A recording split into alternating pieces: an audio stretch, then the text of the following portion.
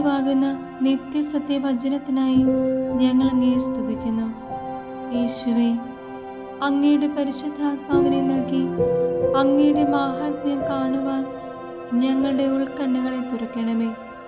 വചനമനുസരിച്ച് അങ്ങയുടെ സാക്ഷിയായി ജീവിച്ച് നിത്യജീവിതത്തിന് ഞങ്ങളെ അർഹരാക്കണമേ. ആമേൻ. സങ്കീർത്തനങ്ങൾ 41 അധ്യായം 1 മുതൽ തിരുവചനങ്ങൾ. രോഗശയ്യയിൽ ആശ്വാസം.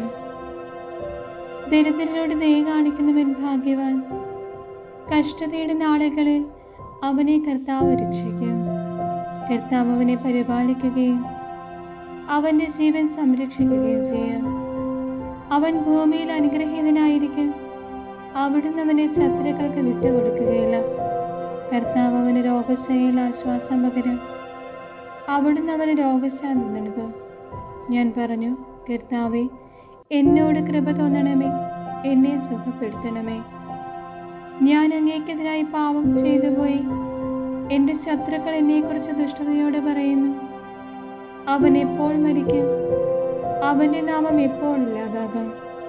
എന്നെ കാണാൻ വരുന്നവൻ പൊള്ള വാക്കുകൾ പറയുന്നു, എന്നാൽ ഹൃദയത്തെ തിന്മ നിരൂപിക്കുന്നു. അവൻ പുറത്തിറങ്ങി അത് പറഞ്ഞു വരുത്തുന്നു. എന്നെ വെറുക്കുന്നവൻ ഒന്ന് ചേർന്ന് എന്നെക്കുറിച്ച് പെറുപെറുക്കുന്നു. അവർ എന്നെ അങ്ങേയറ്റം ദ്രോഹിക്കാൻ വട്ടം കൂട്ടുന്നു. മാരകമായ വ്യാധി അവനെ പിടികൂടിയിരിക്കുന്നു. അവൻ ഇനി എഴുന്നേൽക്കുകയില്ല എന്ന് അവർ പറയുന്നു. ഞാൻ വിശ്വസിച്ചവന് എൻ്റെ ഭക്ഷണത്തിൽ പങ്കുചേർന്നവനുമായ എൻ്റെ പ്രാണസ്നേഹിതൻ പോലും എനിക്കെതിരായി കുതികാൽ ഉയർത്തിയിരിക്കുന്നു. കർത്താവേ, എന്നോട് കൃപ തോന്നണമേ, എന്നെ എഴുന്നേൽപ്പിക്കണമേ. ഞാൻ അവരോട് പകരം ചോദിക്കട്ടെ. എൻ്റെ ശത്രു എൻ്റെ മേൽ വിജയം നേടിയില്ല. അതിനാൽ അവിടുന്ന് എന്നെ പ്രസാദിച്ചിരിക്കുന്നു എന്ന് ഞാൻ അറിയുന്നു. എന്നാൽ എൻ്റെ നിഷ്കളങ്കത നിമിത്തം അവിടുന്ന് എന്നെ താങ്ങുകയും എന്നേക്കുമായി അങ്ങയുടെ സന്നിധിയിൽ ഉറപ്പിച്ചു നിർത്തുകയും ചെയ്തു. ഇസ്രായേലിൻ്റെ ദൈവമായ കർത്താവ് എന്നേക്കും വാഴ്ത്തപ്പെടട്ടെ. ആമേൻ, ആമേൻ.